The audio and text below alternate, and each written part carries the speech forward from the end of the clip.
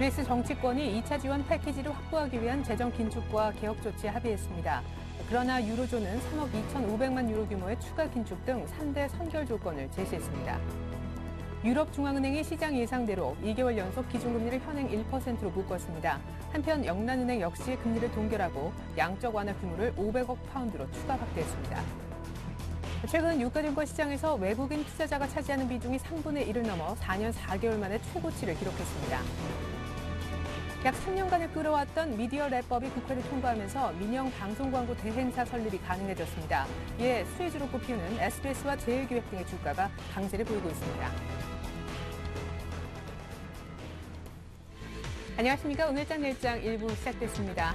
지금 채권 만기 앞두고 굉장히 절박한 것이 그리스의 상황인데요. 결국에 추가 긴축안 전격 합의가 정치권 내에서는 어느 정도 이루어진 모습입니다. 하지만 폭발적으로 시장이 상승하는 모습 전혀 찾아볼 수가 없는데요. 오히려 증시는 닷새 만에 소폭 조정받으면서 2,000포인트를 조용히 반납하고 있습니다. 첫 번째로는 그리스 문제 잘 되겠거니 시장은 미리 마음의 준비를 하고 있었다라는 선반영 분석이 있고요. 두 번째는 어제 옵션 만기 임에도 2010선 위쪽까지 종가가 추가 상승하면서 단기 급등에 피로감이 쌓였다는 분석도 있습니다. 조정의 원인 가운데 오늘 수급에서도 그 원인이 좀 있는 것 같아요. 외국인이 조금 덜 사고 선물을 많이 파니까 선유물 가격 차라고 하는 베이시스가 안 좋아지면서 프로그램 매물이 많이 쏟아지고 있습니다. 기관도 사주질 않는 모습인데 오늘은 철강주가 굉장히 흐름이 좋은 반면 화학과 금융주에는 차익 실현 매물이 나오는 모양입니다. 자세한 종목 얘기까지 확인하고 오죠. 김현성 캐스터. 네, 여기는 시황센터입니다. 그리스의 긴축안 타결로 글로벌 주요 증시가 상승했지만 국내 시장은 최근 상승에 대한 피로감 때문인지 하향 조절하는 모습인데요. 2월 10일 현재 상황은 어떤지 먼저 코스피 지수부터 확인해 보겠습니다. 코스피 지수가 닷새 만에 하락하고 있습니다. 오늘 코스피는 하락세로 장을 출발해서 기관과 프로그램 매물이 장 초반부터 꾸준히 출회되면서 현재는 2,000선 아래로 하회하는 모습인데요. 현재 코스피 지수입니다. 어제보다 21.94포인트 하락한 1,992선에서 거래가 되고 있습니다. 이어서 수급 상황입니다. 외국인이 장중 또다시 매수 우위로 전환하면서 현재 소폭 매수하고 있습니다. 10억 원 매수하고 있고요. 개인 역시 3,790억 원 매수 우위 보이면서 거래가 진행되고 있습니다. 기관은 꾸준하게 3,000억 원 가까운 매도 우위 보이면서 현재 거래가 되고 있네요. 이어서 코스닥 지수입니다. 반면 코스닥 지수는 나흘째 상승 흐름 이어가고 있습니다. 오늘 코스닥 지수는 뉴욕 증시 호조에 힘입어서 상승세로 장 출발한 후에 하락 전환하기도 했지만 재차 강보합권으로 반전하면서 현재 꾸준히 오름세를 유지하고 있는 모습입니다. 현재 코스닥 지수는요, 어제보다 0.72% 상승한 527선에서 거래가 되고 있습니다. 이어서 수급 상황입니다. 현재 기관과 외국인이 동반 매수 우위 달리고 있습니다. 기관은 140억 원, 외국인은 102억 원 매수하고 있고요. 반면에 개인은 200억 원 매도 우위 보이면서 거래가 진행되고 있습니다. 이어서 환율 흐름입니다. 환율이 나흘 만에 큰 폭으로 상승했습니다. 그리스 정당들이 구제금융 지원을 위한 트로이카의 긴축안에 합의했지만 이에 대한 기대감이 반영되면서 차익 실현 기회로 작용하고 있죠.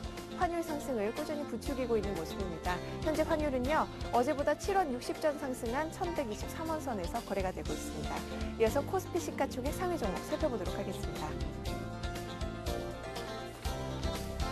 현재 화학과 전기전자, 금융업이 하락하고 있는 가운데 철강금속이 강세를 보이고 있는데요. 삼성전자가 2% 넘게 빠지면서 106만 2천 원에 거래가 되고 있습니다.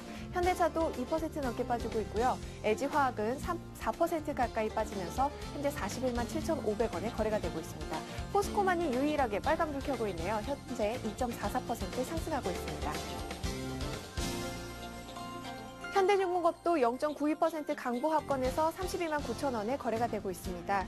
현재 은행업이 하락하고 있는데요. 신한지주가 3% 넘게, KB금융은 3% 가까이 빠지면서 현재 거래가 진행되고 있습니다. SK이노베이션도 2.58% 하락하고 있네요. 18만 9천 원에 거래가 되고 있습니다. 이어서 코스닥 시가총액 상위 종목 살펴보도록 하겠습니다. 셀트리온이 1.41% 상승하고 있습니다. CJ 쇼핑 역시 3% 넘게 상승하면서 현재 27만 2천 원에 거래가 되고 있습니다. 서울반도체도 3% 넘는 강세 보이고 있고요. 반면에 포스코 ICT는 4% 넘게 하락하면서 현재 8,490원에 거래가 되고 있습니다. 안철수 연구소가 오늘은 5% 넘게 급락하면서 현재 11만 3,100원에 거래되고 있습니다. SFA는 1% 넘게 상승하고 있고요. 포스코 캠텍도 6% 넘게 오늘 급등하면서 현재 16만 1,300원에 거래가 되고 있습니다. 다음은 이 시각 특징 업종 및 테마 종목을 살펴보도록 하겠습니다. 전반적으로 시장이 하락하고 있는 가운데 철강주는 오름세를 보이면서 눈길을 끌고 있는데요. 글로벌 경기 모멘텀에 대한 기대감 때문인 것으로 분석됩니다. 현재 포스코가 2.2% 상승하면서 41만 8천 원에 거래가 되고 있습니다. 동부제철도 강보합권에서 6,710원에 거래가 되고 있네요. 이어서 화학주 살펴보도록 하겠습니다. 현재 화학주가 가장 눈에 띄게 하락하고 있죠. 기관들의 매도가 강력하게 이루어지면서 2% 넘게 낙폭을 보이고 있는데요. LG화학이 4% 넘게 급락하면서 현재 41만 7천 원에 거래되고 있고요. SOL 역시 4.5% 하락하고 있습니다. 하나케미칼은 6% 넘게 빠지면서 현재 3만 900원에 거래가 되고 있네요. 금융지주사가 지난해 4분기 실적에 대한 실망감에 현재 약세 보이고 있습니다. 우리금융이 0.8% 약보합권에서 12,450원에, 하나금융지주와 기업은행은 2% 넘게 빠지면서 현재 기업은행 14,150원에 거래가 되고 있습니다. 이어서 박근혜주 신공항주 살펴보도록 하겠습니다. 박근혜 새누리당 비상대책위원장이 총선 공약으로 남부권 신공항을 채택하겠다는 소식에 관련주들이 급등세인데요. 두올산업이 상한가 기록하면서 4,870원에, 한국선제도 3,800원에 거래가 되고 있고요. 홈센터도 10% 가까이 현재 급등하면서 6,090원에 거래가 되고 있습니다.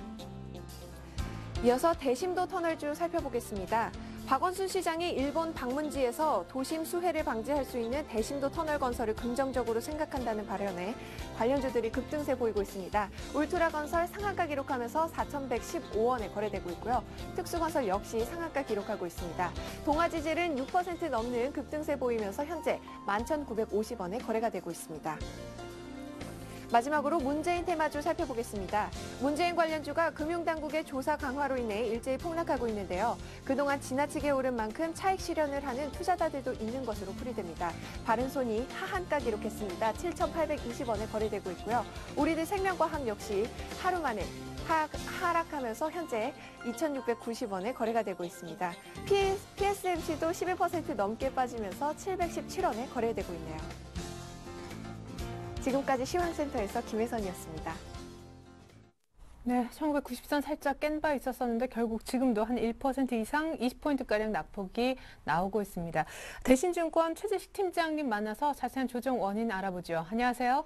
안녕하십니까? 네, 그리스가 어느 정도 정치권 내에서 목소리를 모았다는 얘기가 들리던데 의회 표결이 남아있어서 그럽니까? 아니면 유로존에서 또 다른 조건을 더 추가 긴축해야 된다 얘기해서 빠집니까? 오늘 조정의 원인은 어디에 있나요? 네, 일단 최근에 우리나라 증시가 다른 증시보다 더 유독 외국인 매수로 강했었고요. 전일 그 옵션 만기일 이후에 여파도 좀 있는 부분이 있고, 그 간밤에 유로존 그리스 정치권들이 진출 이행 합의를 했다는 이제 선반영 소식에 주가가 이제 좀 다시 조정을 받는 것 같습니다. 하지만 전반적으로 그동안 상승폭을 감안한다면 이 정도 수준은 크게 많이 빠진 정도는 크지 않다 생각됩니다. 예, 좀 자연스러운 어떤 이격 줄이기 과정 조정으로 보셨는데 다음 주에는 그럼 2천석 안착에 대한 그런 흐름이 나올까요? 일단 그리스가 2차 구제 금융을 확실히 받는다 이 얘기를 들을 수가 있어야 될 텐데요. 네, 다음 주는 일단 그리스와 채권단의 구체 교환 협상 PSI라고 하는데 이 부분의 타결까지 필요합니다. 현재 그리스 정치권이 긴축 이행 합의를 이제 달성했고, 두 번째로 국채 교환 협상을 타결시켜야 되어야 되는데 이 부분이 된다면 그리스 2차 구제금융안이 좀 확정하는데 좀 더 속도를 낼 수가 있습니다. 그래서 그 부분이 좀 중요한 이슈이고, 또 하나는 다음 주 중반 이후부터는 다시 미국의 1월 소매 판매라든지 2월 일부 지방 연준의 제조업 지수들이 다시 발표되고요. 그리고 후반 들어서는 1월 건축허가, 주택 착공 이런 것들이 발표됩니다. 그래서 그리스 문제 부분은 좀 더 속도를 낼 가능성이 있고, 다시 이번 주 미국 경제 지표 공백기였던 부분이 다시 다음 주 중반 이후부터는 다시 나올 가능성이 크다, 이렇게 정리될 수 있습니다. 예. 아니 2,000포인트를 이제 막 돌파하고 오늘 약간의 조정이 나오는 날 지금까지 많이 끌어올려졌던 그런 화학주가 오늘 대표적으로 좀 많이 빠지는 것 같고 오히려 코스닥이 야금야금 잘 올라오고 있는 것 같은데 지금까지 판도하고 앞으로 어떤 상승률이 높을 만한 업종 혹은 덩치별로 어떤 분위기가 좀 바뀔 가능성이 있는지 감안해서 다음 주 전략 미리 세워주세요. 네. 뭐 일단 금주 강세에 따른 기술적인 부담이 좀 오늘 조정으로 좀 완화되는 부분이고요. 다만 주초 모멘텀이 좀 특별하게 없습니다. 그런 부분에서 연속선상의 흐름이 될 수 있고요. 하지만 중반 이후부터는 미국 경제지표 모멘텀과 외국인 수급 그리고 그리스 2차 구제금융 확정 기대감이 다시 있을 수 있습니다.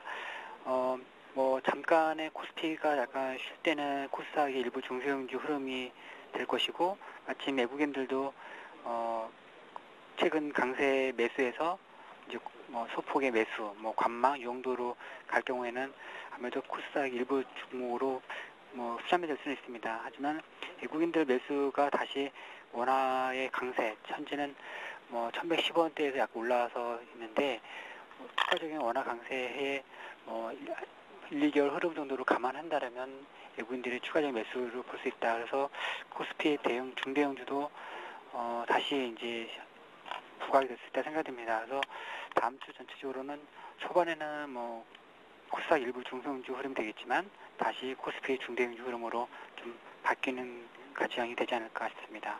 네, 그럼 오늘이나 다음 주 초반 말씀하신 중대형주 매수 기회로 삼아도 좋을런지요? 네, 뭐 일단 뭐 오늘은 뭐 프로그램 쪽의 매물도 1,900억 이상의 이제 가량이 나오고 있는데 네. 그런 부분과 함께 최근 많이 오른 중대형주들이 일부 차익 실현 욕구와 맞물리면서 좀 조정은 컸지만 워낙 과도하게 나쁘게 봤던 것들이 좀 예상보다 나아지고 있고 그리고 일부 제품 가격이라든지 이런 거 반등세를 보여주고 있어서 당분간 향후 1, 2개월 정도까지는 화학 정유 건설 이런 일부 기계 이런 쪽에서 계속 좀 더 계속 봐야 되지 않을까 싶습니다. 네, 다음 주 전망까지 잘 들었습니다. 대신증권 최재식 팀장님 분석이었습니다. 고맙습니다. 네, 감사합니다. 네, 1997포인트. 코스피는 여전히 마이너스 달고 있네요. 보다 다양한 전문가들의 시장 보는 전략 확인해 보겠습니다. 오윤우색 투자전략 코너 역시 김민수 차장님 의견부터 확인해 볼까요? 베이시스가 장중이 조금 안 좋아졌었어요. 외국인들도 지금 현물을 강하게 매수 안 하는데 관망 속에 단기 차익 매물이 나오는 중이다. 1,800, 1,980선 지지하는지 여부 보자 하셨고 최종대 차장님은요. 1,960선 하단 지수가 좀 유지를 하고 있기 때문에 이렇게 조금 기간 조정을 받으면서 업종별로는 나눠가면서 아주 사이좋게 오르는 순환매를 예상하셨습니다. 관심 업종에 대해서는 분할 매수 들어가도 좋다고 하셨고 신승현 대표님은요, 오늘 장 초반만 해도 안도랠리 나와줄 줄 알았죠. 그리고 향후에 2,000포인트가 슬금슬금 안착이 되면서 아마 기관이 사주지 않을까. 기관 중심의 수급이 조금 더 좋아지길 기대한다라는 의견 주셨고요. 이진행 지점장님은 지수 2,000포인트 지지력 확인 중인데 오늘은 장중에 조금은 빠지는 분위기예요. 2,000포인트 밑에서는 역시 분할해서 사도 좋다는 의견이십니다. 마지막으로 김영진 이사님은요, 1차 목표치에 코스피가 어느 정도 도달을 했고 때문에 분할해서 나눠서 현금화하는 것이 맞다. 이익 실현 의견 주셨네요. 김민수 차장님부터 관심 업종 볼까요? 태양광 관련주, 그리고 스마트폰 부품주, LED 관련주, 이제 슬쩍 IT 부품주들 언급을 하는 전문가가 나옵니다.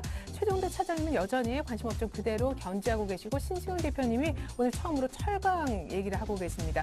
소재주를 옵션 만기 이후에 살짝 비중을 좀 키우는 현금을 통해서 사고 싶다는 의견 주셨고요. 이진행 지점장님도 기존 관심 업종 그대로 유지하셨습니다. 김영진 이사님이 아까 분할 이익 실현 관점도 얘기하셨지만 조정받았을 때는 소재나 건설, 금융 업종을 사도 좋다라고 약간 병행하는 전략을 언급을 해주셨네요. 네, 2,000포인트 한 이틀 정도 맛본 자리에서 어느 정도 분할 이익 실현도 필요하지만 관심 업종에 대해서는 약간 조정했을 때 매수를 해도 좋다. 이런 병행 전략을 펼쳐주신 오늘은 KTB 투자증권 명동지점 김영진 이사님 연결해서 자세한 이유 들어보도록 하겠습니다.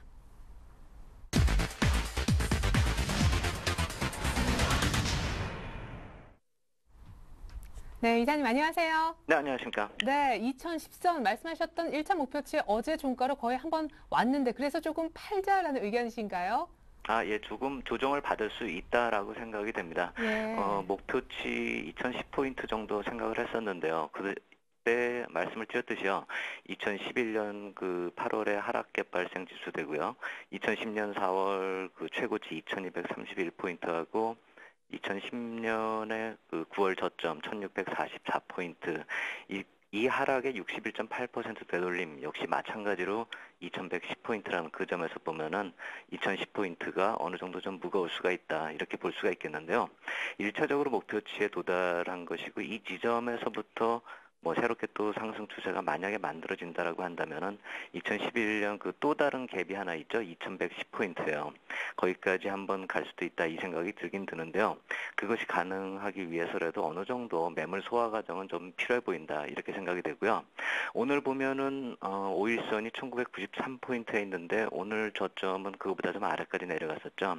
이동평균선으로 볼 게 아니라 이 추세 지지선을 이렇게 놓고 보면은 오늘 하락의 저점이 1980포인트대가 이 추세 지지선은 아주 중요한 자리다, 이렇게 생각을 하셔야 될 것 같고요.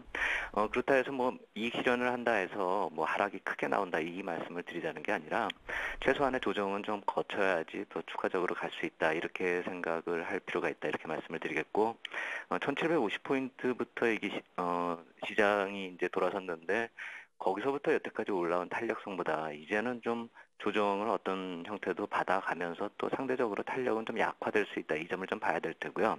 시장 패턴이 조정 보이면서 어떤 모습으로 진행되는지 좀 흐름도 역시 마찬가지로 좀 지켜볼 필요 있어 보입니다. 만약에 여기서 이익 실현을 한다, 이러한 결정을 내리는 분은 이 트레이딩을 좀 자신이 있어서 재매수를 하는 그 차익을 노리고 한번 이익 실현을 하자, 이 말씀을 드리는 것입니다. 예, 그러면은 빠르게 매매 못 하신 분들, 지금 수익이 굉장히 몇몇 대형주로 잘 나시는 분들은 그냥 쭉 홀딩하는 게 팔았다가 재진입 못할 바에는 나을 수도 있는 건가요? 예, 아직 뭐 이렇게 매도 신호가 나왔다, 이렇게 볼 상황은 아니기 때문에요. 일부 현금 좀 마련해 놓는다, 이런 정도로 한번 생각해 볼 필요가 있겠고, 여기서 뭐 이익 실현을 많이 하자, 이렇게 말씀드리진 않겠습니다. 예. 근데 많은 전문가분들이 소재 섹터에 대해서 좋다고 보시는 것 같아요. 돈 많이 풀려서 뭐 원화 강세, 경기 민감 모두 다 해당되는 것이 소재 쪽인데 그러고 보면은 최근에 2000포인트 만드는데 1등 공신이었던 오늘 화학주가 많이 내린단 말이죠. 이게 오늘 매수의 기회인 건지 관심 업종 공개해 주십시오. 네, 전차적으로 이 소재 쪽으로 매수를 좀 해볼 필요가 있다라고 생각이 되고요. 그렇게 말씀드리는 이유는요, 올해 이 주가 상승률 한번 따져본다면은요, 코스피가 한 10% 정도 올라오는 그 와중에서 업종별로 놓고 보면 이 증권이나 화학이나 건설, 철강기계, 운수창고 이쪽에 소재나 증권, 건설 이쪽이 보통 한 15%에서 많게는 한 28%까지 업종 상승률을 기록을 했습니다. 금융업종도 한 15% 정도 올랐고요. 연초에 오른 이유가 아마도 향후에 진행되는 시장의 모습하고 거의 비슷할 거다, 이 관점에서 이 금융주나 소재 업종을 좀 보자, 이렇게 말씀을 드린 것이고요. 뭐 IT가 상승률 주도 업종에는 있지만 올해는 그렇게 좋지가 않습니다. 한 4% 정도. 그다음에 보험이나 음식료, 뭐 의료정밀, 통신업종 같은 경우 오히려 마이너스 수익률 보였죠. IT 같은 경우는 이제 삼성전자 탄력성이 상대적으로 약했기 때문에 1월 30일에 그 고점을 기록했죠. 그 실적 발표 전후에 가죠. 그러면서 기간 조정을 보였기 때문에 IT 쪽이 약간 약하다라고 생각이 되기 때문에 IT 같은 경우도 뭐 2등주 쪽으로 좀 내려와 봄직하다, 이렇게 말씀을 드리겠고요. 결국 전체적으로 놓고 보면 경기 관련주 중에서도 그동안에 좀 낙폭이 컸었던 업종이 많이 올랐다, 이렇게 봐야 될 텐데, 그러한 이유를 한번 놓고 본다면 이제 산업 사이클 측면에서도 한번 해석할 필요가 있다, 이렇게 생각이 되는데요. 업황이 이 바닥에서 턴할 때 주가 탄력이 가장 크죠. 그러한 업황들이 지금 금융건설, 조선 뭐 이런 쪽이죠. 안 좋을 대로 안 좋기 때문에 더 나빠지기 힘든 업종이죠. 결국 바닥에서 턴하는 과정이 이제 나올 수가 있다, 이렇게 봐야 될 테고요. 그러한 모습이 이제 주가에 반영이 되고 있다, 이렇게 봐야 될 테고요. 이 선도 업종이 뭐 끝났다, 이렇게 보기보다는 이제는 좀 탄력성이 약간 좀 떨어질 수가 있다. 결국 업황이 턴어라운드 이후에 호전을 지나서 이제 화랑까지 가는 그 국면에서는 상대적으로 좀 탄력이 약화될 수 있다. 이 점을 봐야 될 테고요. 또 화랑 이전에 주가는 정점을 치게 된다는 점도 한번 생각해 볼 필요가 있기 때문에 기존의 주도주 이쪽은 아무래도 이 포트폴리오 조절을 좀 해줘야 될 것 같습니다. 순환매가 종종 나타나기 때문에 완전히 배제할 수는 없고 또 주도주 이치는 계속 이어간다. 이 관점에서 놓고 본다면은 포트폴리오에서 약간 좀 비중 조절을 하는 차원으로 좀 접근할 필요가 있겠고 소재나 그동안의 낙폭과대 업종 이쪽을 조금 더 늘려볼 필요가 있겠다. 이렇게 말씀을 드리겠습니다. 네. 그럼 오늘 화학주는 비중 확대에 절호의 찬스인지요? 기관이 많이 매물을 내놓는 것 같은데 특별한 원인은 있습니까? 뭐 이렇게 오늘 내리는 업종들을 놓고 보면은 그동안에 많이 오른 업종들, 아까도 말씀드렸듯이 업종 상승률이 한 달 반 사이에 15%에서 30%씩 올라버리면은 네. 당연히 매물 소화 과정은 필요하다 이렇게 보셔야 될 테고 지금 뭐 기관이 매물이 내놓기 때문에 뭐 시장이 완전히 꺾었다 이렇게 볼 근거는 없겠죠.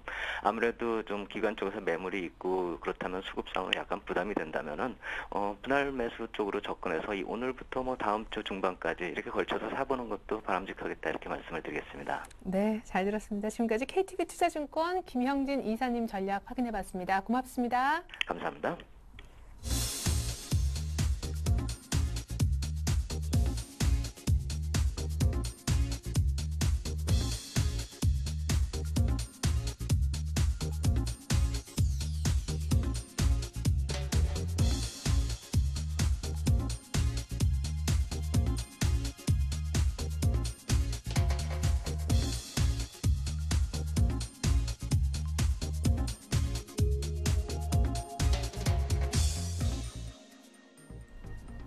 네, 어제 옵션 만기 보내고 오늘도 프로그램 쪽에서 매물이 조금 더 추가적으로 나오는 모습인데 이번엔 선물 쪽 동향 체크를 해보겠습니다. IBK증권의 김현준 연구원 불러볼게요. 안녕하세요. 네, 안녕하세요. 네, 어제 아주 무난한 옵션 만기였다는 평가가 있던데 비차익 쪽에서만 좀 물량이 많이 나오고 베이시스도 1 이상으로 계속 유지를 했던 것 같습니다. 어제 간단하게 정리해 주시고 오늘 동향도 선물 쪽 좀 살펴주시죠. 네, 어제 프로그램 매물이 생각보다는 외국인 쪽에서 비차익 쪽으로, 그러니까 만기와 상관없는 비차익 매물이 출회된 점이 좀 부담이었는데요. 반대로 그 생각보다 지수가 장 후반에 외국인 비차익 순매수가 유입이 됐고요. 또 베이시스와 리버셜 조건이 개선이 되는 모습이 나타나면서 시장이 좀 장 후반에 반등하는 모습이었습니다. 어제 같은 경우는 뭐 두 가지 점에서 좀 긍정적인 모습을 확인할 수 있었다라고 보여지는데요. 첫 번째는 프로그램 매물 부담을 좀 소화했다는 측면입니다. 어제 같은 경우는 국가기관과 그 차익 실현 매물, 외국인의 말씀드렸듯이 비차익 순매도가 출회가 됐었는데요. 동 물량의 그 매물 부담을 일부 더 털어냈다라고 생각을 하고 있습니다. 죄송합니다. 두 번째로도 말씀드릴 것이 이제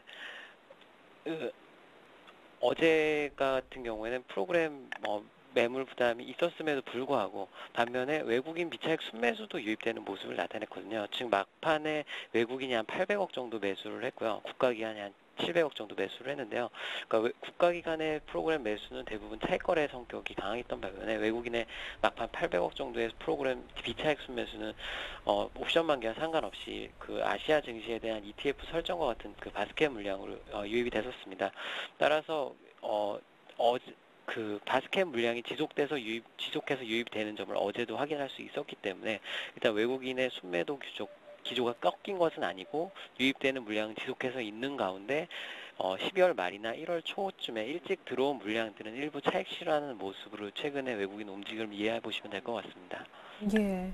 그러면 프로그램 매물 부담도 어느 정도는 좀 소화했다라고 하셨는데 3월 만기 또 어제 그래도 의외로 막판에 좀 물량이 생각보다 덜 나와서 출렁임은 없었지만 3월이 걱정된다 하시는 분들께 한 말씀 해주세요. 시청자분들도 그 뉴스 보시고 걱정하실까 봐요. 네, 지금 뉴스나 다른 투자자들이 걱정하는 게 물량 부담의 규모 면에서 굉장히 큰 규모가 최근에 유입됐기 때문인데요. 실제로 12월부터 어제까지 유입된 프로그램 순매수 규모만 한 13조 원 정도 됩니다. 그러니까 물량 규모 이게 다 나오는 것은 아닌가에 대한 걱정인데요. 결론적으로는 물량 부담은 생각보다 3월 만기가 가더라도 실제로 나올 수 있을지 안 나올 수 있을지 모르겠지만 나오지 않을 가능성도 굉장히 지금 우려하는 것보다는 나오지 않을 가능성도 굉장히 높다라고 보시면 될 것 같습니다.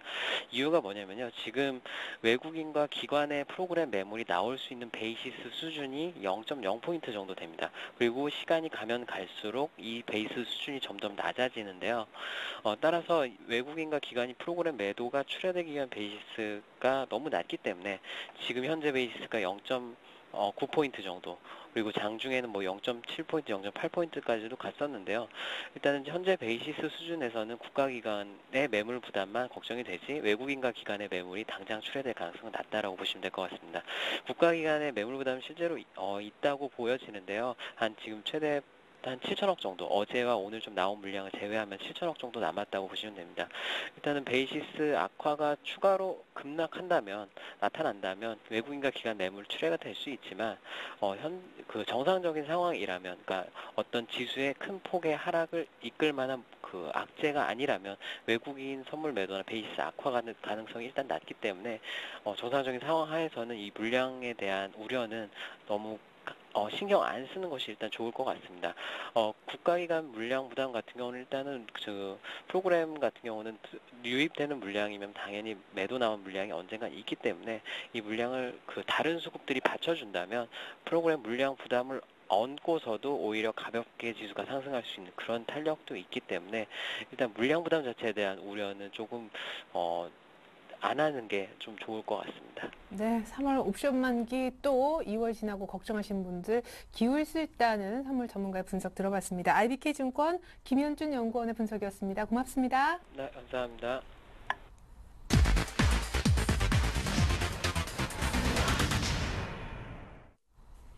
네, 이번엔 샘플러스 최병권 전문위원과 얘기 나눠볼게요. 안녕하세요. 네, 안녕하세요. 네, 어제 의외로 강하지만 조정이 나와도 단기 조정일 것이다 했는데 오늘 조정 나오네요. 단기에 그칠까요? 그렇습니다. 일단은 현재로선 단기로 보시는 게 맞을 듯하고요. 그 이유로는 시장의 전체적인 약세가 다 나오는 것이 아니라 그동안 상승을 선순환 구조로 했던 종목들이 주로 조정을 받는 구조고, 여전히 고유가에 대해서 수혜를 받는 종목들은 강세를 띠고 있거나 또 더 새롭게 부각되고 있기 때문에 현재로서는 시장 전체가 조정을 받는다라고 보기는 어렵습니다. 또 특히 이제 코스닥 시장 같은 경우에도 그동안의 테마주 위주의 상승세에서 오히려 이제 지금 바닥권에서 실적 개선이 예상되는 종목들의 상승이 조금씩 나오고 있고, 또 거기에 따른 움직임들이 활발해지고 있기 때문에 조정 시에 오히려 새롭게 반등 포인트를 잡는 종목들에 대한 매수 관점을 노리셔야 될 것 같고요. 또 기존의 선순환이 돼서 한 달 가까이 주가가 상승했던 종목들은 이제 좀 쉬는 구간이니만큼 충분히 기다리셨다가 저가에서 바닥 치고 돌 때쯤 그때 또 다시 매수를 하신다면 또 추가 수익이 발생할 수 있을 것이고요. 또한 그런 대응 자체를 하기가 불편하신 분들은 바닥권에서 주식을 사신 상태라면은 이번 조정 거치면 또 더 큰 상승이 나올 수 있다라고 판단되기 때문에 그대로 보유를 하셔도 상관은 없겠습니다. 예, 어제 대체에너지 관련주끼리의 순환매도 시장의 특징이다 하셨는데 오늘 태양광, 원전 동시에 다 오르는 것 같아요? 그렇습니다. 태양광이나 원전 같은 경우는 이미 상승이 좀 시작된 상태고요. 또 풍력 관련 종목들도 오늘 상승에 강하게 지금 동참을 하고 있는 모습입니다. 이 종목 같은 경우는 제가 한 종목에서 좀 빠졌는데 같이 설명을 좀 드리도록 하겠습니다.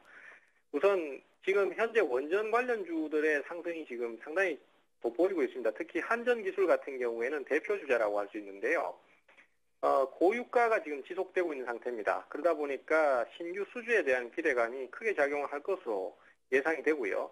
특히 개발도상 국가라든지 또 뭐 그런 국가들에서 더더욱 이제 효과를 크게 볼 수 있기 때문에 아무래도 이제 그쪽으로의 수출, 이 가능성에 대해서 염두에 두고 매수가 자꾸만 들어오고 있는 것으로 판단이 됩니다. 앞서도 매번 말씀드렸지만은 현재로서는 추세가 강하기 때문에 그러면 좋습니다만은 2월이나 3월 사이에 이제 그 한전기술 자체가 채권단이 보유하고 있는 물량을 블록딜 형태로 매도를 해서 그 보유 비중을 좀 낮추겠다는 얘기를 이미 했고, 또 1차 블록딜을 한번 했었기 때문에 이런 부분에는 좀 주의를 하시는 게 좋겠습니다. 그래서 추격 매수를 하시는 거는 좀 부담스럽고요.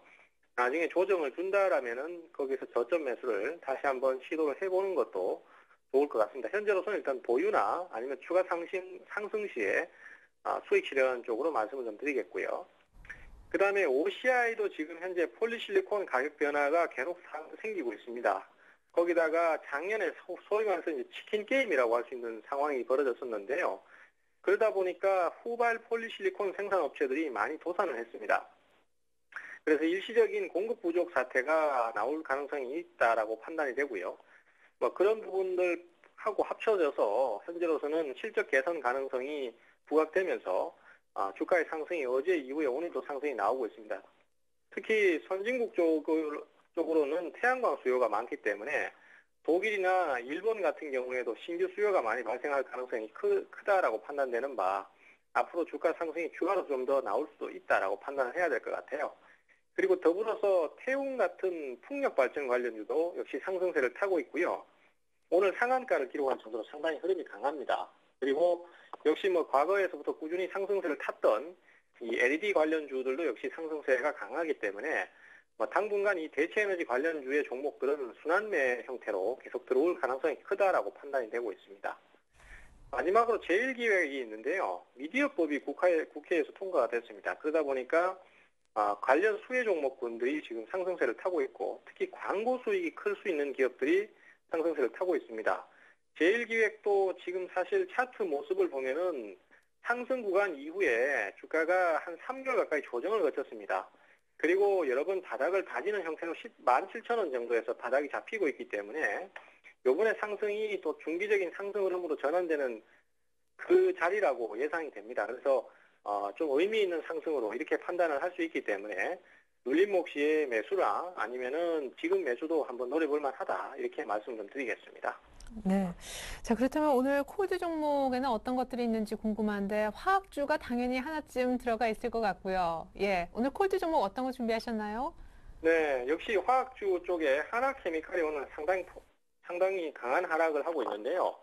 뭐 여러 가지 요소가 있겠습니다. 우선은 수급 악화 쪽이 제일 커 보이고요. 그동안 상승이 꾸준히 나왔기 때문에 단기 차익 실현 물량이 좀 나오지 않겠나 이렇게 판단을 하고 있는 상황이고요.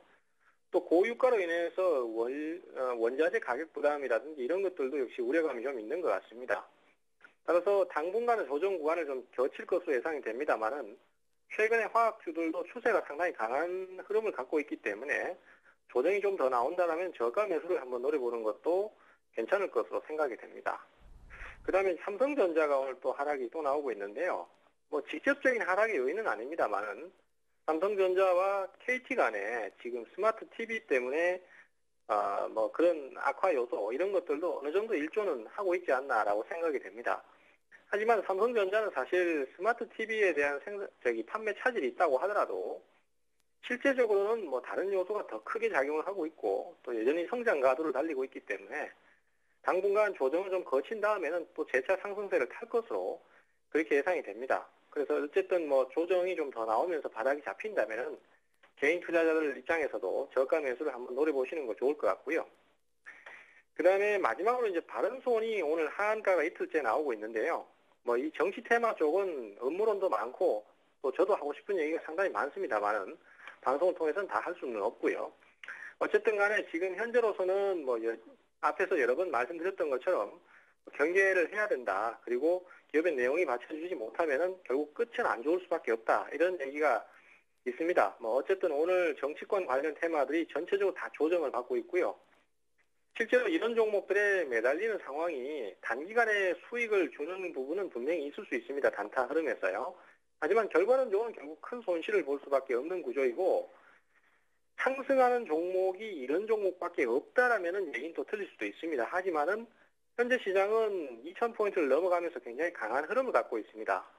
따라서 뭐 보수적인 펀드 투자를 하셔도 좋고 주식을 우량한 주식을 사놓고 기다리시는 대응도 좋고 뭔 대응을 하시든 수익을 낼 수 있는 형태로 가고 있기 때문에 좀 더 정상적인 투자 방향을 잡으신다면은요 좋은 결과를 꼭 얻으실 수 있으니까 굳이 테마주에 매달리지 마시고 정상적인 투자를 하시면 좋겠다라는 말씀 다시 한번 덧붙이겠습니다. 네, 지금까지 도움 말씀의 샘플러스 최병곤 전문위원이었습니다. 잘 들었습니다. 네, 감사합니다.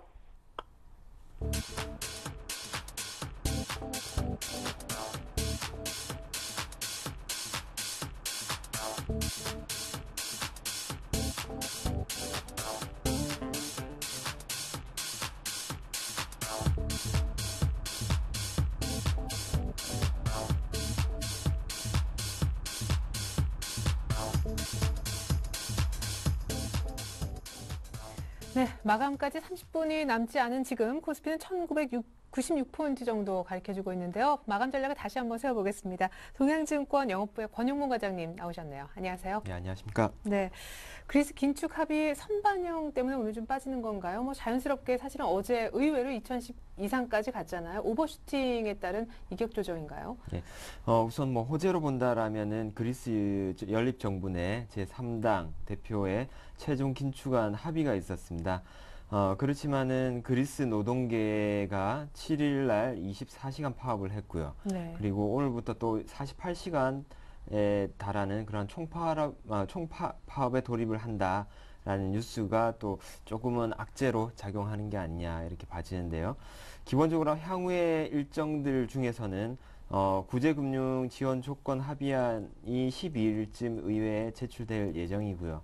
그에 따라서 재무장관 회의를 통해서 2차 구제금융 패키지 논의가 될 예정인데 시장에서의 기대감이 반영이 되면서 이제 여태까지 시장을 이끌었다 그러면은 이미 이거는 반영이 되었다. 그리고 그리스 노동계에서는 좀 안 좋은 움직임들이 나타나고 있다라는 점에서 이미 2,000포인트를 넘고 난 다음에 좀 쉬어가는 흐름이 나오는 것이 아닌가라고 판단됩니다. 네, 근데 이제 우리 시각으로 한 주말쯤 그리스는 의회 표결이라는 과정을 거쳐야 되고 또 유로존 측에서는 더 강력한 어떤 추가 긴축을 요구하면서 15일 재무장관 회담이 다시 열리기 전까지 우리한테 답을 달라 그랬다면서요. 네, 그렇죠.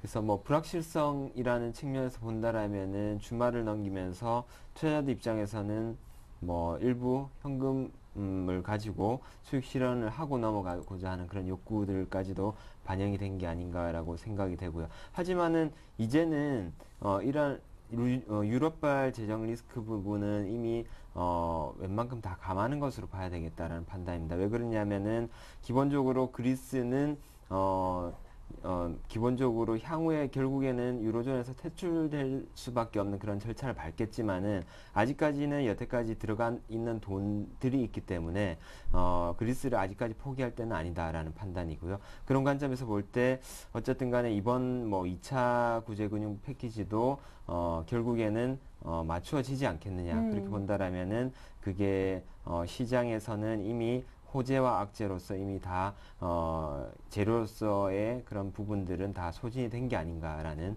판단입니다. 네, 이제 뭐 그리스나 유럽 신경 그렇게는 많이 안 써도 될 때다 얘기하셨는데 조금 오늘 묻히는 감이 있습니다. 사실 미국의 주간 실업수당 청구 건수 굉장히 좋게 나왔더라고요. 뭐 3,000건 정도 늘어나는 줄 알았는데 10,000건 이상이나 확 고용이 실업수당 청구한 사람이 떨어져서 좋았다고 하는데 미국 쪽이나 뭐 다른 해외, 국내도 좋습니다. 앞으로 일정이나 변수 챙겨볼 것들은요? 예, 다음 주는 미국 쪽에서 나오는 일정들이 많습니다. 우선 15일 날 FOMC 의사록이 다시 또 공개가 되죠. 그리고 또한 2월 뉴욕 제조업 지수 발표가 있습니다. 그리고 NAHB 주택시장 지표 또한 발표가 있고요. 그리고 그 다음날 16일로는 2월달 필라델피아 연준지수 발표가 있습니다. 또 하루 간격으로 계속 또 발표가 있죠. 17일날 1월 소비자 물가지수 연간치가 발표가 되는데 예상치는 3% 정도로 예상을 하고 있습니다. 우리나라 같은 경우에는 15일날 1월달 수출 물가지수 연간치가 발표가 되는데요.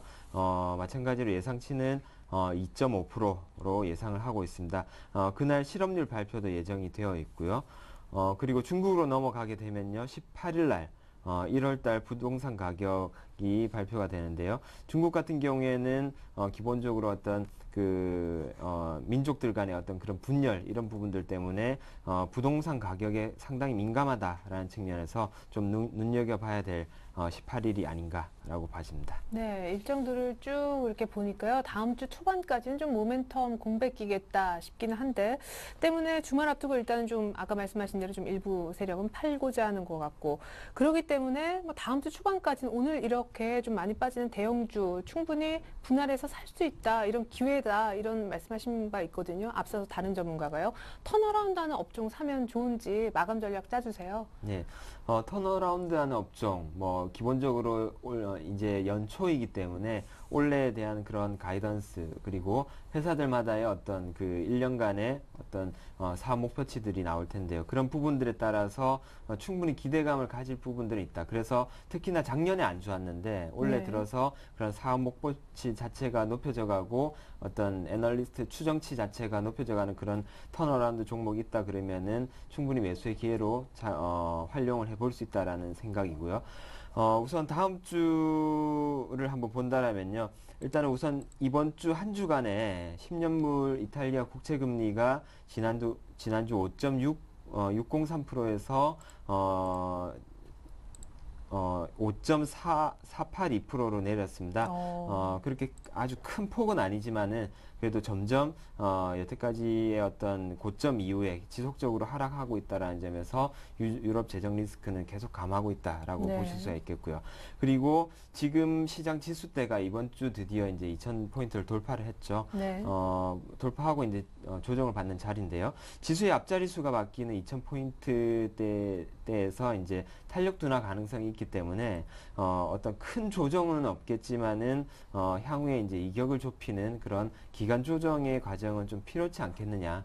그런 점에서 이번 주는 대형주보다는 다음 주는 대형주보다는 이격 좁히기 과정에서의 나타날 수 있는 개별 종목의 탄력이 좀 더 높겠다라는 예상을 해볼 수가 있겠습니다.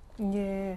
그러면은 대형주를 사고자 하시는 분들은 급하게 살 일은 없겠네요. 천천히 빠질 때마다 이렇게 사 들어가도 기간 조정 기간 동안 충분히 사고자 하는 물량을 확보하실 수 있을 것 같아요. 네.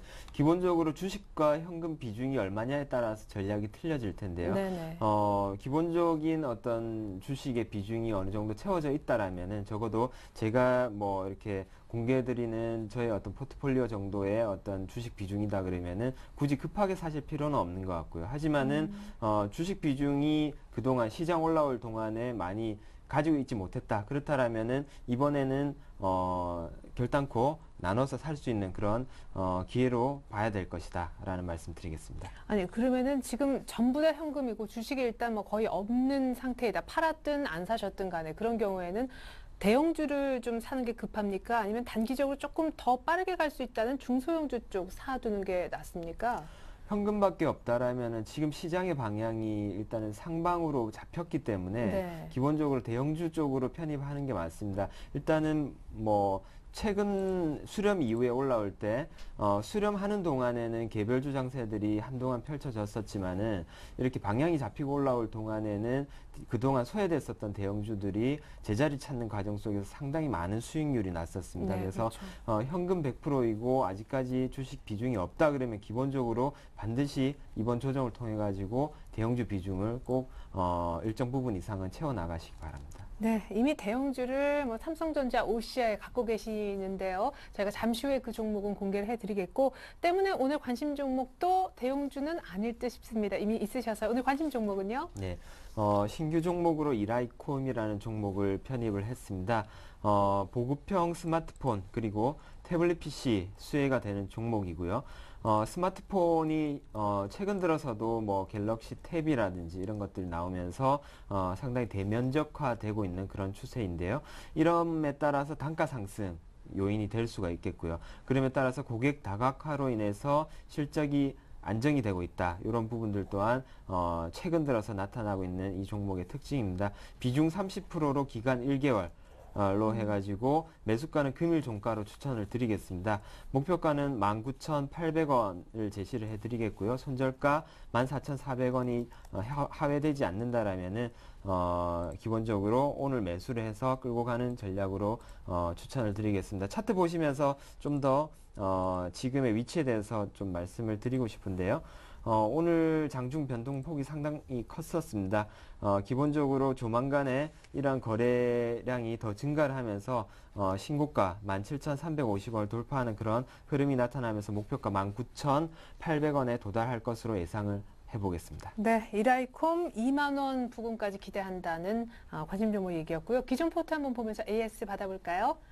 삼성전자와 놀랍게도 OCI가 최근에 편입되어 있는 포트입니다. OCI가 4분의 1가량, GS 리테일이 또 4분의 1, 삼성전자가 40%였었는데요. 자, 삼성전자가 이번 주에 꽤 쉬었어요. 지난주에 신규 추천은 하고 싶지 않다 하셨는데 한 24% 정도 수익 보고 전량 이익 실현 사인 주셨습니다. OCI 축하드릴게요. 오늘도 또 추가 상승해서 20% 넘는 수익. GS 리테일도 오늘 또 흐름이 좋더라고요. 예, OCI 같은 경우에는 전일 뉴스가 하나 있었죠. 지금 일본 박원순 시장이 일본 방문 중에 있는데요.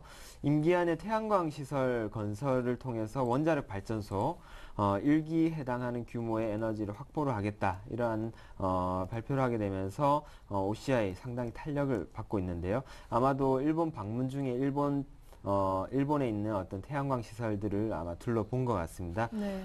기본적으로 뭐 OCI 목표가로 32만 원을 제시를 해드렸는데 오늘 이평선 저항을 맞으면서 좀 하락하는 모습을 보여주고 있지만은 고점 대비해서 하락하는 모습 보여주고 있지만은 목표가 32만 원까지 수익 극대화 전략 그대로 유지를 하도록 하겠습니다. 예. 그리고 삼성전자 전량 이익 실현 사인 주신 이유는요? 네, 삼성전자 차트를 보면서 말씀을 드리겠습니다. 삼성전자 최근 들어서 좀 특징적인 부분 중에 하나가 하락을 하면서 이렇게 거래량이 증가하고 있다라는 부분인데요. 네. 실상 올라갈 때 거래량이 증가를 하고 내려갈 때 거래량이 감소하는 게 일반적인 상승 추세에서 나오는 패턴인데 지금의 모습들을 본다라면은 상승이 상당히 좀 힘겨워지는 그런 모습이겠다라는 점에서 볼 때 일단 지금 선에서 목표가 도달은 아직 못했지만은 수익 실현하는 것으로 하고 이라이콤으로 편입을 하게 되었습니다. 네, 끝으로 GS 리테일 짧게 한 말씀 부탁드릴게요. 월요일에 무슨 일이 있었나요? 급등했다가 쭉 빠져서 마감했었네요. 예, 뭐 뉴스 중에 뭐 최근 들어서 나온 뉴스가 불황이다. 그렇기 때문에 뭐 990원짜리 짜장면 뭐 이런 얘기들 많이 나오고 있는데요. 네. GS 리테일 뭐 대표적으로 불황에 강한 그런 종목이죠. 그런 부분들이 계속적으로 기관 투자자들의 러브콜을 받고 있는 것 같습니다. 여전히 목표가 27,300원까지 홀딩하시기를 주문을 드리겠습니다. 네, 알겠습니다. 삼성전자 40% 정도 비중에 있었던 걸 20% 이상 수익 보고 전량 매도한다는 AS였는데요. 이제 완성된 포트폴리오 끝으로 보여드리겠습니다. 우리 권영문 과장님 이렇게 포트폴리오를 새롭게 짜주셨는데요. 이라이콤이 30% 들어갔고 GS 리테일이 25%, OCI도 25% 비중 같습니다. 현금은 20%로 살짝 더 늘어나네요. 자, 이라이콤이라는 오늘 신규 종목은 백라이트 전문 업체인데요. 스마트폰 자체 사이즈가 커지면서 수혜 기대하고 있습니다. 거의 신고가 내는 것을 목표가로 잡아주셨고 OCI는 32만 원까지 목표가 불러주셨는데 현재 20% 이상 수익 중입니다. GS 리테일 역시 계속해서 보유 의견으로 AS 받아봤습니다. 네, 지금까지 동양증권 권영무 과장님과 함께 마감 전략 세워봤습니다. 도움 말씀 고맙습니다. 네, 감사합니다. 네, 어제 엊그제 참 좋았는데 오늘은 주말 앞두고 소폭 2,000포인트를 반납하는 듯합니다. 전 잠시 후 종가 들고 2부로 다시 올게요. 고맙습니다.